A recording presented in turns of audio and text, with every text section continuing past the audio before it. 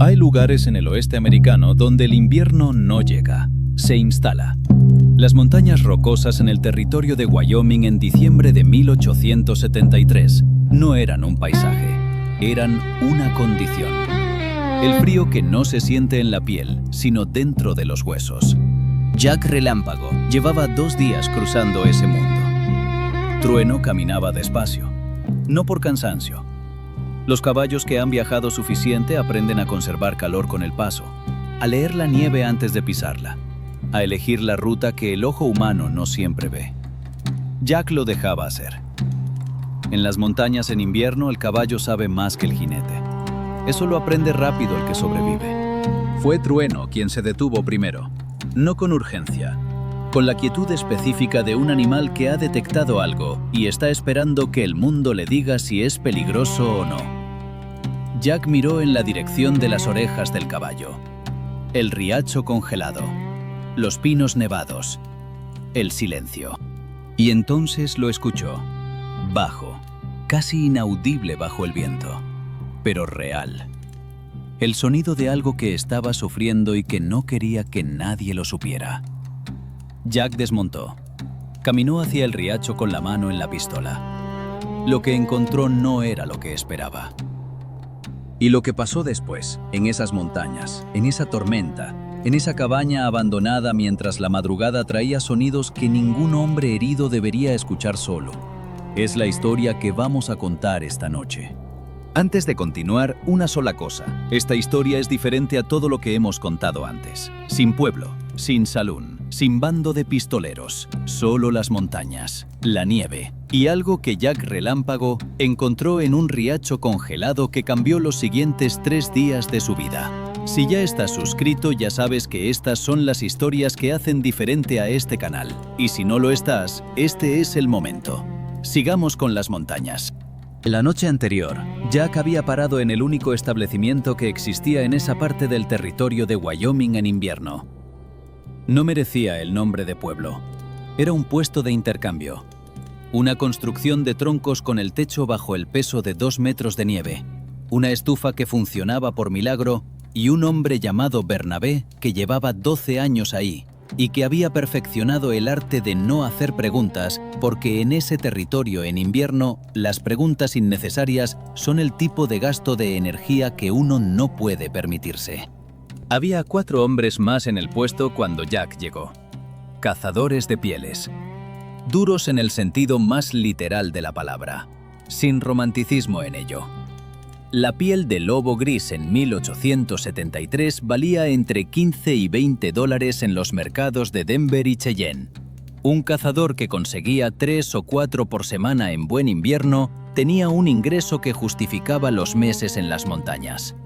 Pero un lobo grande, de envergadura excepcional, producía una piel que en los mercados del este americano y en Europa podía valer 5 veces eso. El tipo de captura que un cazador recordaba el resto de su vida. Hablaban de uno así, no con admiración, con la irritación práctica de alguien a quien algo le está costando dinero. 3 trampas en 2 semanas, dijo el mayor de los 4. Ezequiel Morn, 50 años, barba blanca, la voz de alguien que no habla para ser escuchado, sino para transmitir información. No las rompe para comer, las rompe y se va. Como si supiera qué son. Un lobo no sabe que es una trampa, dijo otro. Este sí, dijo Morn. O aprende. No sé cuál de las 2 cosas es peor. Jack bebió el café que Bernabé le había puesto enfrente sin que se lo pidiera y escuchó. ¿De qué tamaño?, dijo Jack. Los 4 lo miraron. La pregunta de un forastero que no debería tener opinión sobre sus lobos. Grande, dijo Morn después de un momento. Gris, el tipo que no debería existir ya en este territorio. Los grandes los cazamos hace 10 años. Jack terminó el café. ¿Y cuánto vale la piel? Suficiente, ¿por qué? Por nada, dijo Jack. Esa noche, en el catre que Bernabé le había señalado, Jack pensó en lo que había escuchado. No en el lobo todavía, en los datos. 3 trampas rotas, sin alimentarse. Un animal que destruye trampas no está buscando comida. Está despejando territorio. Eso requería un tipo específico de inteligencia que Jack había visto en muy pocos animales y en menos hombres todavía. Se durmió pensando en eso. A la mañana siguiente salió antes del amanecer, antes de que los cazadores despertaran. En las montañas en invierno las primeras horas de luz son las únicas en que el terreno está completamente legible antes de que el viento de la tarde empiece a borrar los rastros. Y Jack, aunque no lo habría dicho en voz alta, quería ver esas trampas rotas. Lo encontró a media mañana. Grande, gris, exactamente como Morn había dicho. El lobo estaba en la trampa desde hacía horas. La pata delantera derecha atrapada en el hierro. La nieve alrededor manchada. No mucho. Suficiente para decir que había intentado liberarse durante tiempo y que había parado, lo que en animales significa una de dos cosas: que ha aceptado el resultado o que ha entendido que el gasto de energía no funciona y está esperando algo diferente. Cuando Jack se acercó a 15 metros, el lobo lo vio y no se movió. No por mansedumbre, por el tipo de quietud que tienen los animales salvajes cuando están en una posición de completa vulnerabilidad y saben que moverse es peor que esperar. Los ojos, amarillos, directos, sin miedo. El tipo de mirada que sostiene el contacto porque rendirse no es parte del repertorio. Jack se quedó donde estaba. Los dos se miraron durante un momento. Luego el lobo rompió el silencio con un gruñido bajo que no era amenaza. Era advertencia. La diferencia es importante. La amenaza viene de la fuerza. La advertencia viene de quien sabe que no tiene fuerza en ese momento, pero que quiere que el otro sepa que tampoco ha cedido. Jack miró la trampa, luego las huellas en la nieve. Las de los cazadores eran de 2 días antes, pero había otras más recientes, de esa mañana. Morn y sus hombres habían pasado por ahí antes del amanecer y habían visto la trampa ocupada. Iban a volver. Jack calculó. 2 horas, quizás 3. Miró al lobo. El lobo lo miraba. Jack pensó en seguir. Era la decisión razonable. El animal no era suyo. El problema no era suyo. Los cazadores no eran criminales. Eran hombres haciendo su trabajo de la manera en que su trabajo se hacía. Trueno resopló detrás de él. Jack lo miró. El caballo tenía las orejas hacia el lobo, pero no con agitación, con algo más parecido a atención neutra. Jack tomó el rifle del arzón. Caminó hacia la trampa. El lobo gruñó más fuerte. Se tensó. Con la pata atrapada y el dolor de horas en los músculos, todavía intentó ponerse en posición de defensa.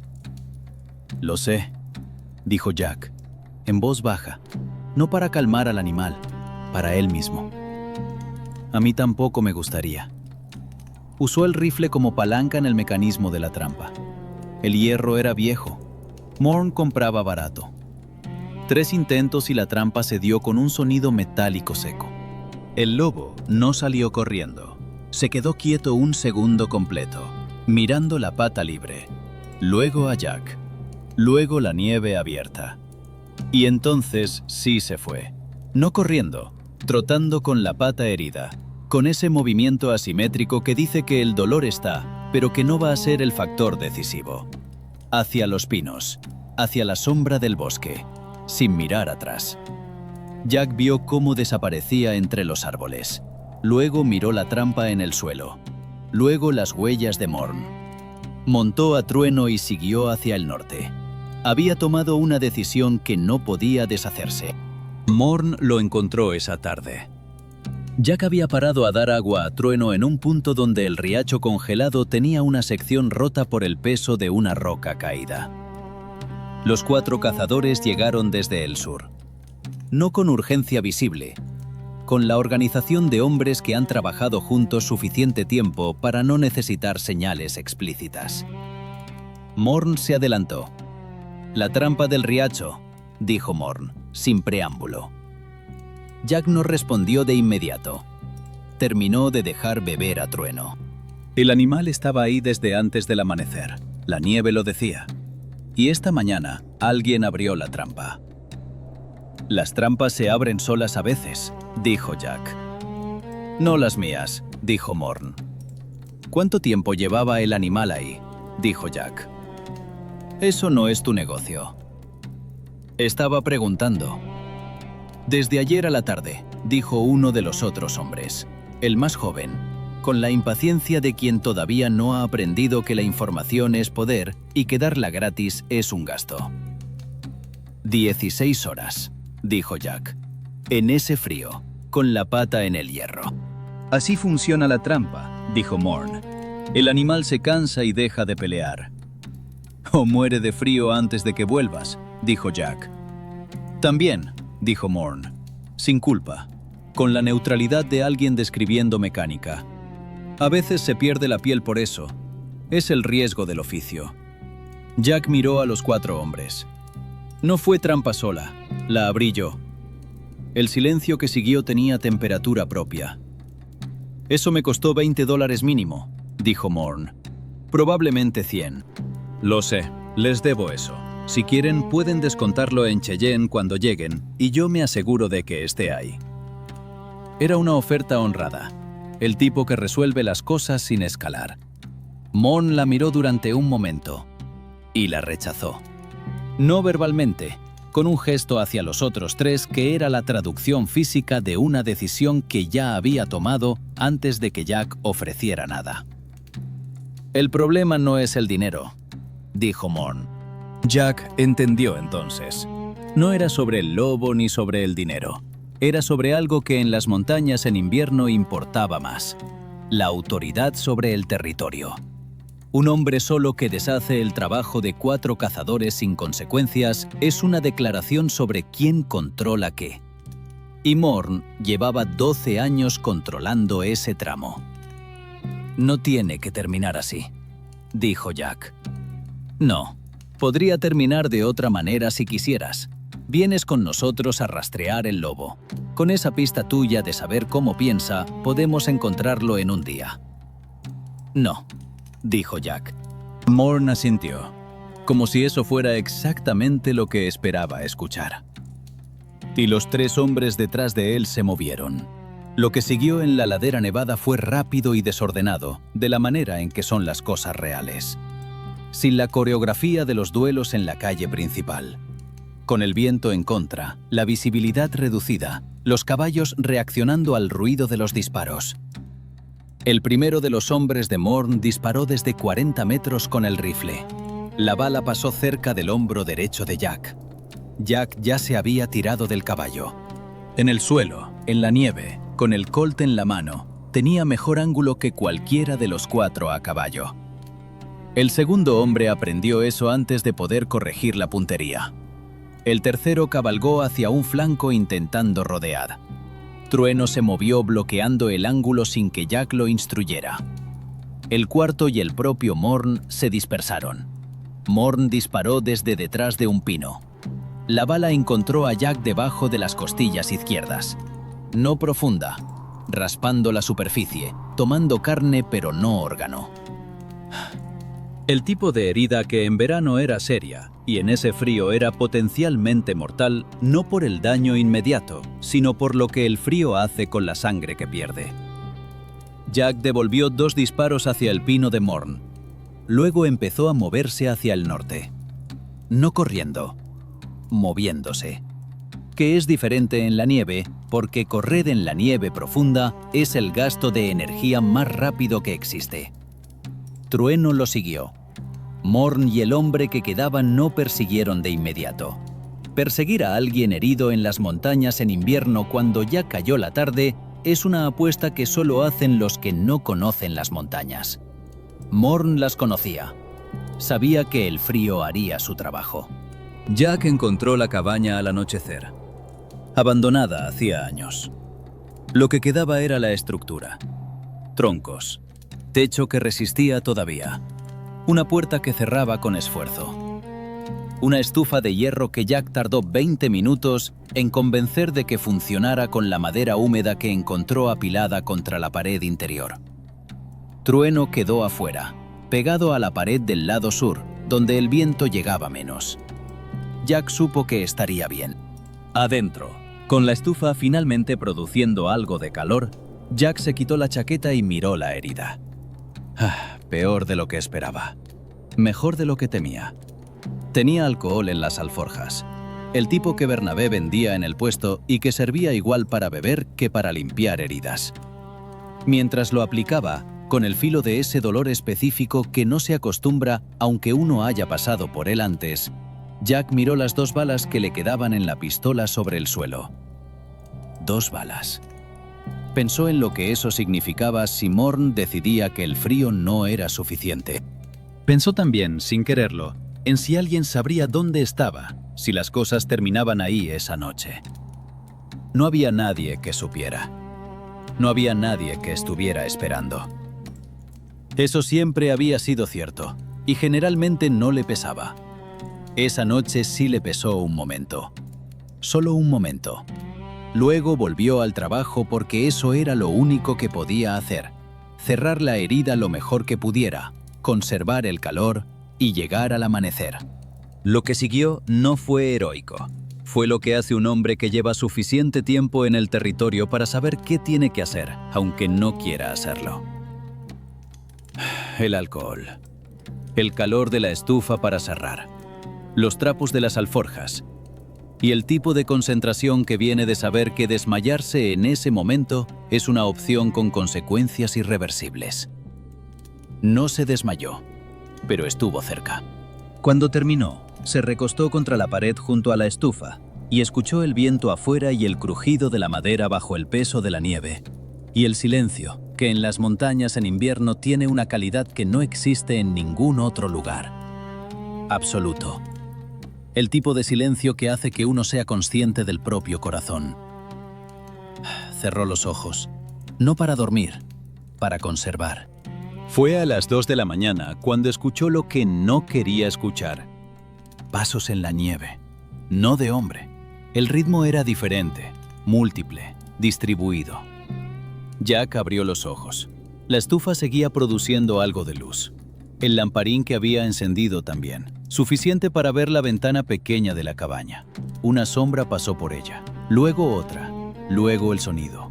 Bajo, continuo. El tipo de sonido que una manada hace cuando está coordinando algo sin que ninguno de sus miembros necesite instrucción verbal. Jack miró su pistola sobre el suelo.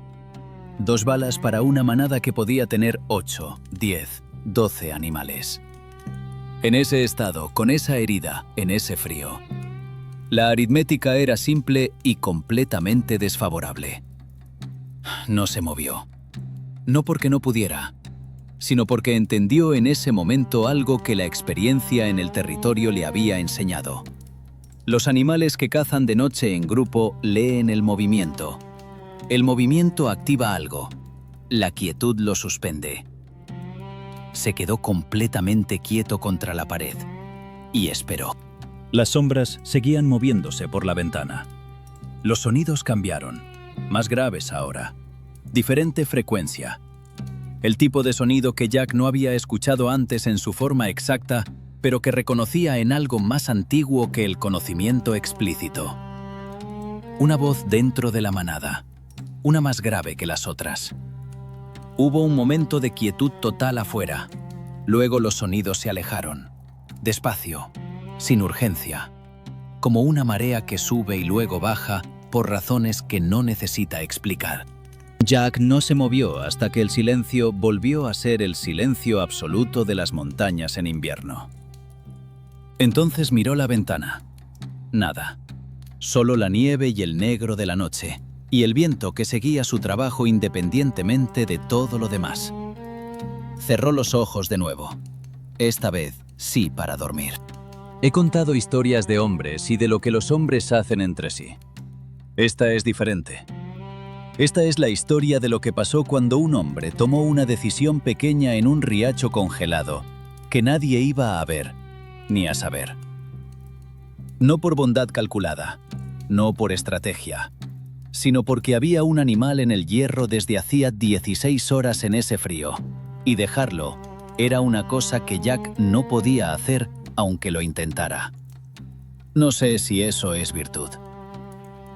No sé si tiene nombre. Sé que en las montañas esa noche, con la manada afuera y la estufa dentro y 2 balas en la pistola, algo no pasó. Y que lo que no pasó cambió la noche entera. Los animales no toman decisiones en el sentido en que los hombres las toman, pero algo ocurrió en ese bosque nevado que hizo que la ecuación fuera diferente. Y lo único que Jack había hecho diferente era abrir una trampa en un riacho esa mañana cuando nadie miraba. A veces las cosas funcionan así, no siempre, no con garantía, pero a veces. Amaneció despejado. El tipo de mañana que solo existe después de una tormenta de montaña. Cuando el cielo tiene ese azul específico que parece pintado, y la nieve refleja la luz de una manera que duele mirar directamente. Jack salió de la cabaña. La herida tiraba con el movimiento, pero respondía. La noche junto a la estufa había hecho lo que tenía que hacer. Trueno estaba donde lo había dejado, cubierto de nieve pero quieto. Lo miró con esa expresión suya de siempre. No era alivio ni saludo, sino simplemente el reconocimiento de que la noche había terminado y que ahora había trabajo que hacer. La nieve alrededor de la cabaña tenía huellas, muchas. El círculo que la manada había hecho durante la noche era visible en la luz de la mañana con la claridad que la nieve fresca da a todo. 12, quizás 14 animales. Las huellas llegaban hasta 3 metros de la puerta. Y en el centro de ese círculo, separadas del resto, otras huellas, más grandes. El rastro de algo que había caminado entre la manada hacia el frente, que se había quedado quieto y que después había dado media vuelta. Jack siguió el rastro con los ojos hasta donde desaparecía en el bosque. En el borde de los pinos, donde los árboles terminaban y la ladera abierta empezaba, había una forma. Gris. Inmóvil, en la luz de la mañana. Jack lo miró durante un momento. El lobo no se movió. No era una escena de película. No había nada sentimental en ella. Era un animal salvaje parado en el límite de su territorio, mirando a un hombre que había estado en ese territorio durante la noche y que ahora se iba. Nada más que eso. Y también todo eso. Jack montó a Trueno. Miró una vez más hacia la colina. El lobo ya no estaba. Solo la nieve. Solo los pinos. Solo las montañas de Wyoming en diciembre con esa calidad específica de los lugares que no fueron organizados para que los hombres vivieran en ellos, pero que los toleran de todas formas si uno sabe comportarse. Jack giró a Trueno hacia el sur. Bernabé le dijo, cuando Jack llegó al puesto a mediodía con la herida vendada, que los 2 cazadores habían llegado al amanecer, habían recogido sus cosas y habían partido hacia Cheyenne sin decir nada. ¿Los otros 2? Preguntó Jack. Bernabé lo miró durante un momento. No llegaron, dijo. Jack procesó eso. Las montañas en Wyoming en diciembre hacían su propio trabajo. Eso también era verdad. Bernabé le sirvió café sin preguntar nada más. Eso era lo que Jack había valorado del hombre desde la primera noche. Salió del puesto 2 días después, cuando la herida había cerrado suficiente para viajar. En el camino hacia el sur, antes de bajar de las montañas, pasó por el riacho congelado. La trampa de Morn seguía ahí en el suelo, abierta, inútil. Jack desmontó. La tomó. La llevó a donde el riacho tenía esa sección rota por la roca caída y la tiró al agua. El hierro desapareció bajo el hielo con un sonido sordo. Volvió a montar. Y siguió hacia el sur.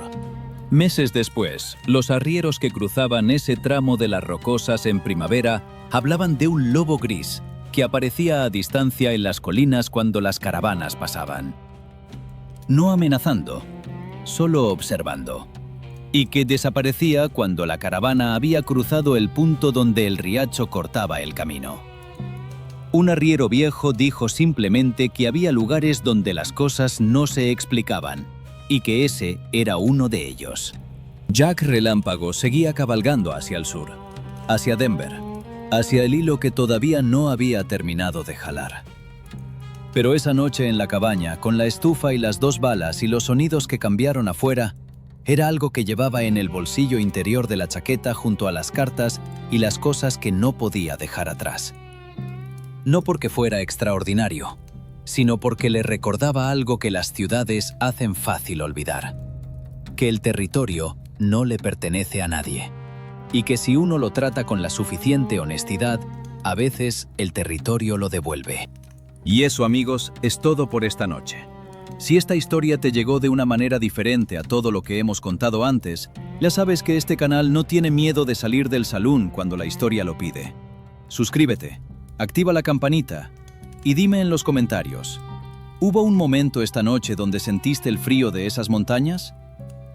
Nos vemos en la próxima. Jack Relámpago siempre regresa.